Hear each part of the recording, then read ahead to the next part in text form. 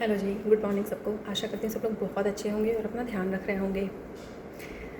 ये जो काम वासना है, इसके पीछे दुनिया पागल है। कहते हैं ये चीज़ें बनाई गई हैं एक धर्म के अनुसार जीवन यापन करते हुए, जो पति पत्नी का रिश्ता होता है, लेकिन उनको भी अपने मर्यादा में रह के, क्योंकि कहते हैं ना, जो हमारी प्राण ऊर्जा है, जो कहते हैं हड्डियों को निचोड़ देता है।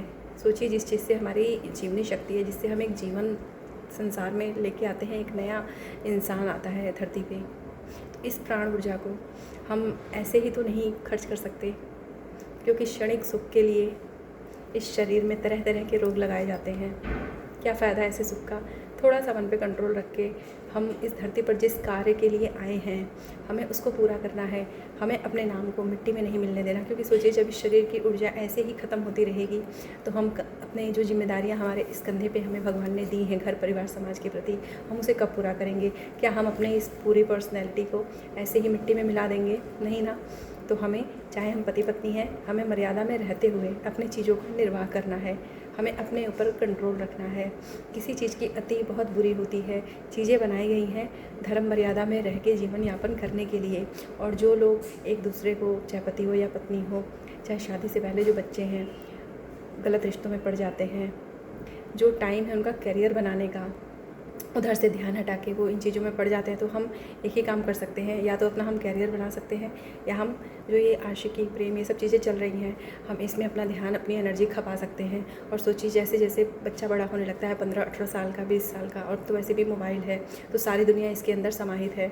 हम लोग हैं, क्योंकि अब हमें इतनी समझ आ चुकी है, चाहे कहते हैं कि हमारे गार्जियन हमें कैसे संस्कार देते हैं, हर चीज़ का बहुत ज़्यादा असर पड़ता है एक बच्चे की परवरिश पे, एक उसकी पूरी लाइफ का निर्माण होने में। तो हमें, चाहे हम पति पत्नी हैं, अपने लिमिट में रहना है।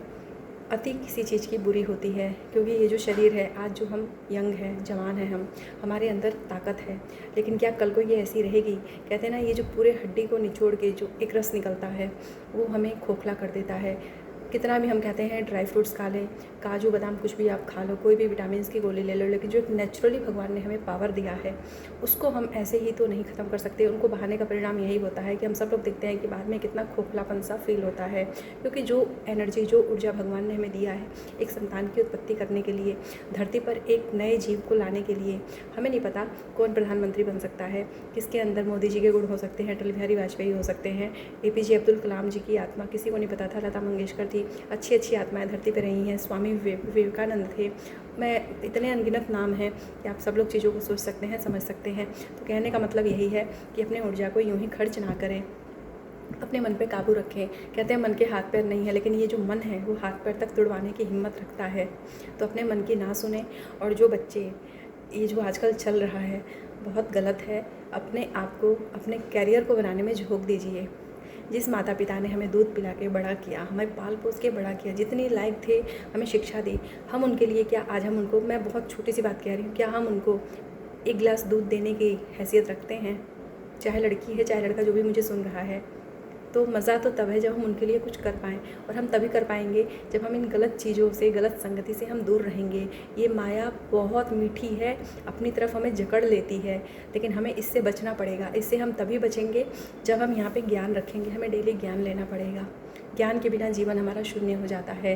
तो हमें अपने प्राण ऊर्जा को, जो हमारी जीवनी शक्ति है, हमें उसे यूं ही नहीं बहाना, यूं ही व्यर्थ नहीं करना क्षणिक सुखों के लिए। क्योंकि अगर हम इन चीज़ों में अपने शुरुआती ही जीवन में पड़ जाते हैं, जो हमारी 18, 25, 30 साल, 35 साल की जो एज होती है, तो आगे की जो 40, 50 साल, 60 साल की जो एज आने वाली है, यकीन मानिए बहुत दर्दनाक, बहुत भयावह होता है वो टाइम।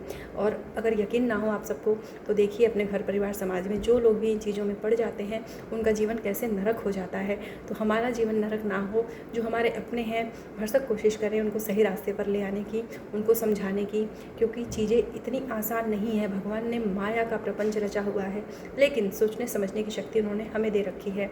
हमारे मन में होता क्या है, जो चीज़ हमें आसान लगती है, इंसान का नेचर ही ऐसे ही काम करता है, जो आसान लगता है। 85% लोग, जहाँ तक मेरा मानना है, उधर ही मन भागता है, उधर ही दौड़ता है। बहुत कम ही लोग हैं जो मुश्किल से अपने आप को इन चीज़ों से निकाल के अपने आप को एक सही उद्देश्य में लगा पाते हैं। तो असली मायने में जीवन वही है। जो बच्चे मुझे सुन रहे हैं, जिनकी शादी नहीं हुई है, कल को अच्छा जीवन साथी भी मिलेगा। शर्त यही है कि हमें अपनी ऊर्जा को सही जगह पे लगाना है। अगर हमने अपनी ऊर्जा को यूं ही इन्वेस्ट कर दिया तो कुछ हाथ नहीं आने वाला। तो अपने आप को सही डायरेक्शन में, अपनी एनर्जी को, अपनी प्राण ऊर्जा को लगाइए, अपना कैरियर बनाइए, अपने घर परिवार, माता पिता, जो भी अपना समाज है, अपने बच्चे हैं जिनके आने वाले हैं, चाहे जो माता पिता बन चुके हैं, हमारी जो जिम्मेदारियां हैं उनके प्रति हमें उसको पूरा करना है। तो अपने ऊपर, कहते हैं ना, दुनिया पे कंट्रोल करना बड़ी बात नहीं है, जिसने खुद को जीता उसने जहाँ जीत लिया, बहुत बड़ी बात है। और भगवान की कृपा तभी मिलेगी जब हम यहाँ से निश्चल रहेंगे, कर्मशील रहेंगे, संघर्षरत रहेंगे। यहाँ पे स्वार्थ नहीं रहेगा अंदर, भगवान सब देते हैं, लेकिन अपने ऊर्जा को यूं ही व्यर्थ नहीं करना, यूं ही नहीं गंवाना क्षणिक सुखों के लिए, क्योंकि जीवन शून्य हो जाता है। और जब एहसास होगा तो ये एनर्जी, ये शरीर, ये जवानी वापस नहीं आने वाली। जिसने भी ये किया है उसका जीवन जाके देखिए कितना नरक हो गया है। कोई किसी से, कोई माई का लाल नहीं पैदा हुआ इस धरती पर जो हमें निस्वार्थ प्यार करे। अगर यकीन ना हो जिनके लिए आज जो लड़के लड़कियां रो रहे हैं, तड़प रहे हैं, यहाँ तक कि गलत फैसले ले लेते हैं, माता पिता के बच्चे नहीं सोचते हैं, वो अपने आप को ख़त्म करने तक कितना लोग कर भी लेते हैं। जिस माँ ने जन्म दिया, इतनी मेहनत करके पाला, हमें रातों की नींद हराम करी, हमारा लेटरिन बाथरूम उन्होंने साफ़ किया, क्या हम अपना जीवन यूँ ही ख़त्म कर देंगे? हम क्या जानते हैं 4 दिन की लड़की या लड़के के बारे में? मीठी मीठी बातें किसी ने कर ली, यकीन ना हो तो आप बिस्तर पे बैठ के देख लो। भगवान ना करे अगर एक्सीडेंट में हमारा पैर कट जाए, बिस्तर पे लेटरिन बाथरूम शुरू हो जाए, कौन है माई का लाल जो हमें झेलेगा? कोई नहीं झेलता। बड़े से बड़े पैसे वाला होगा, वो भी अगर कल को उसकी शरीर साथ देना बंद कर दे, बिस्तर पे वो चला जाए, तो लोग यही मनाते हैं कि भगवान इसे उठा लो। तो ये दुनिया इतनी ही है। हाँ, तभी सब अपने हैं जब हम सक्षम हैं। अगर हम किसी के लायक नहीं हैं तो कोई हमारा नहीं है। सिर्फ परमपिता परमात्मा अपने होते हैं। स्वस्थ रहिए, मस्त रहिए, ध्यान रखिए और अपने प्राण ऊर्जा को यूँ ही वेस्ट ना करें। अपने जीवन को सही मायने में आगे बढ़ाएं, अपनी ऊर्जा को सही मायने में खपत करें, अपने प्राण ऊर्जा को, जीवनी शक्ति को यूं ही ख़त्म ना करें। आई होप आप सब इन चीज़ों को समझेंगे और सही मार्ग पे चल के, कठिनाइयों को पकड़ के अपने जीवन को आसान बना लेंगे। बहुत बहुत थैंक यू मुझे सुनने के लिए। जय माता दी।